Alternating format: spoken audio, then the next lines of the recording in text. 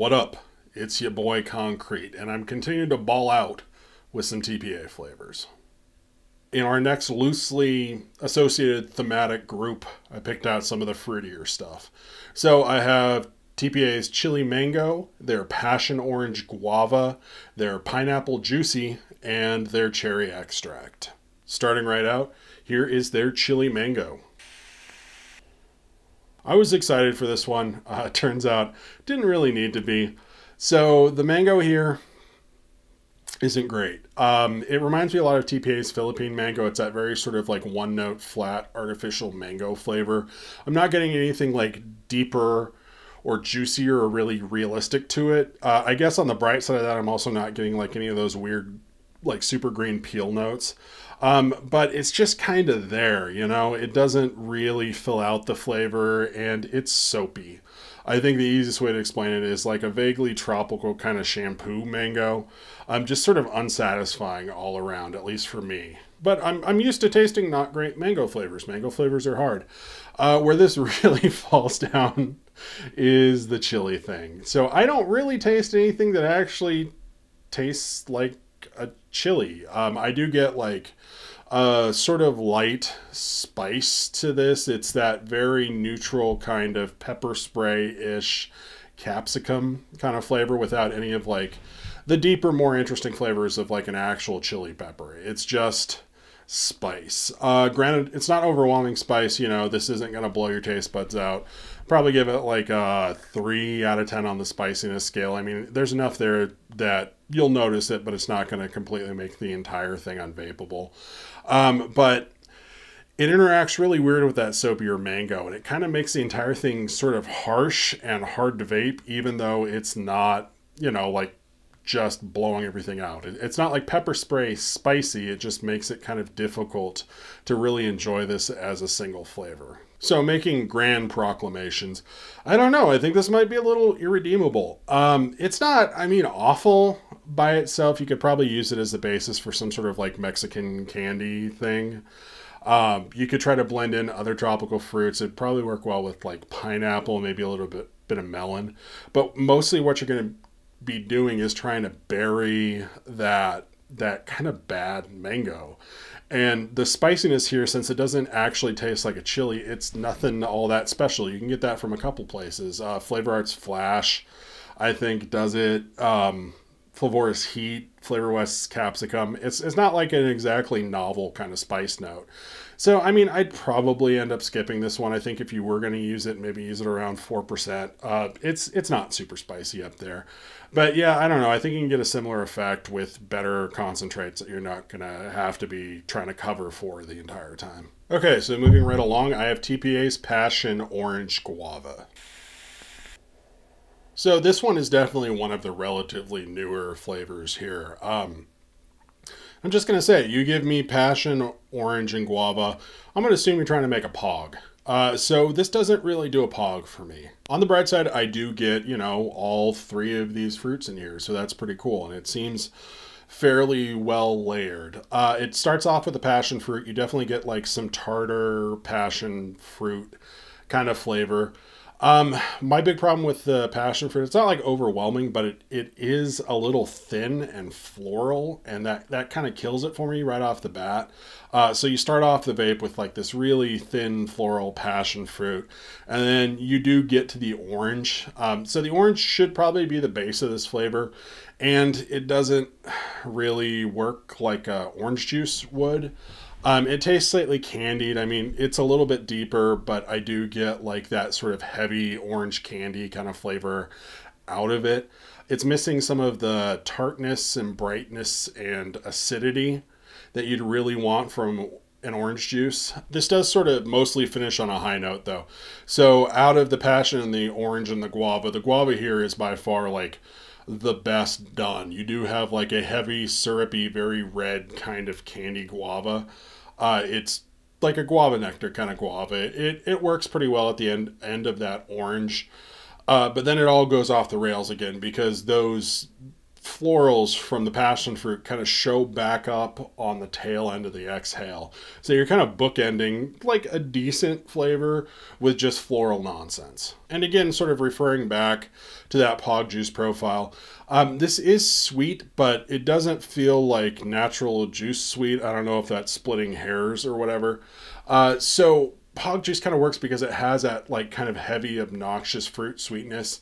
And this is sweet, but it just tastes like somebody dumped a bunch of white sugar into something. It doesn't necessarily have much like depth and vibrancy there. So if this isn't doing the POG juice thing kind of well, then you're stuck looking for a profile that needs those three flavors and this permutation of those three flavors.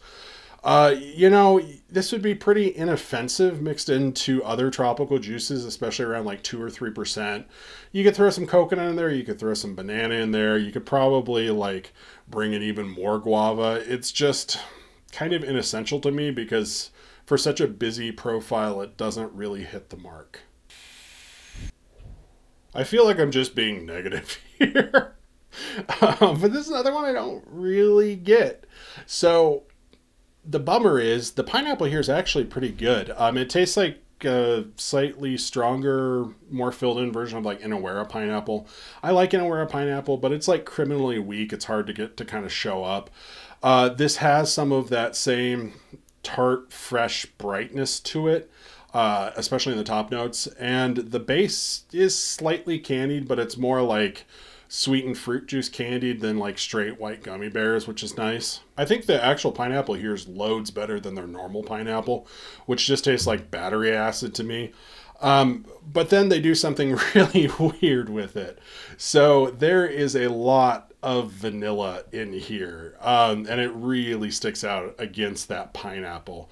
It has this sort of like dry, fluffy texture to it. It really does taste like a pineapple marshmallow when it comes down to it. It's an odd flavor really, because you have that like juicy pineapple up top, and then you have like a fluffy pineapple marshmallow on the bottom, and nothing here really tastes bad per se, but I feel like it's going to like severely limit the kind of profiles that you're actually going to be able to use this in, because I don't think you're going to be able to mix around that sort of vanilla marshmallow thing. So, I mean, you could try to go low with this around 2% using it in like a busier profile to get as much pineapple accent as you're going to get out of it.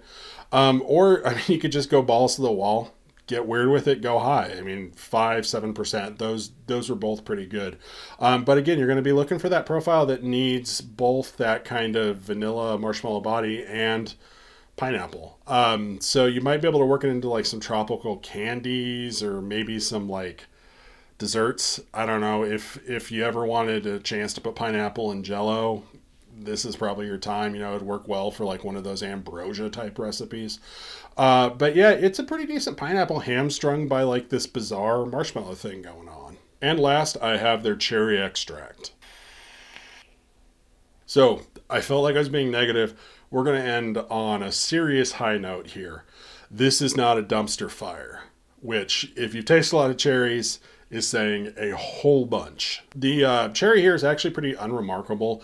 It's kind of a mix between a more realistic cherry and like a candy cherry. I do get like some tartar, sort of Bing cherry, like red realistic notes in the top of it. Seems to be doing that fairly well. They're not particularly aggressive. They're not like juicy, but it's also not dry. So, you know, that's something. The actual base of the flavor though is like more of a red hard candy cherry. It's not enough that it makes the entire thing taste like a hard candy, but the sweetness to this feels a little bit separate from that more realistic top end. It's a lighter flavor in general too. Kind of seems to have a lot of problems like showing up really strongly and vibrantly in mixes. You're looking at a pretty high percentage use for this. I don't know. I think even at like 4 to 6%, this still definitely counts as an accent flavor. It just doesn't have a whole lot of presence. It's going to be pretty easy to push around. I think my like top range on this flavor, honestly, would be about 8%. It seems to get a little bit weird above that. It does have just a little bit of like a medicinal note sort of up on the higher end of things, but it covers up really well when I've been mixing with it.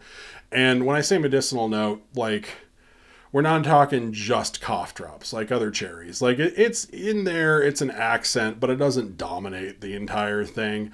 Really, the important part about this cherry, besides the fact that it's mediocre and weak, is that it's not fucking terrible. There's no like burning plastic or gasoline or whatever. I'm actually super excited about this terribly mediocre flavor. But yeah, because there's a dearth of really good cherry options, this is now my go-to cherry. So I used to use Inawera cherries, you know, the plural one, because they have like 3 different kinds of cherries that are poorly defined. But Inawera cherries also doesn't taste terrible, but it's really thin, it's really dry. This is fuller and less dry than Inawera cherries. So I've been using this in a lot of things, actually. A lot of what you can do with this flavor is dependent on the sort of base that you're using.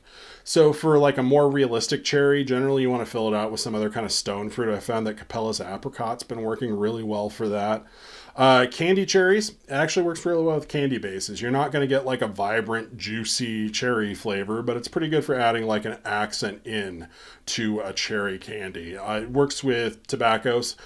Shindo actually put out like a Black Forest cake tobacco that uses a little bit of this, and it works with tobaccos too. I could see it working with bakeries, especially if you back it up with like a marzipan flavor for a little bit deeper of a cherry. But yeah, I don't know. I'm just going to go ahead and say this is pretty much my cherry from here on out. It's not terrible. So yeah, that started out super dark, but then we brought it back around at the end. So go buy Cherry Extract.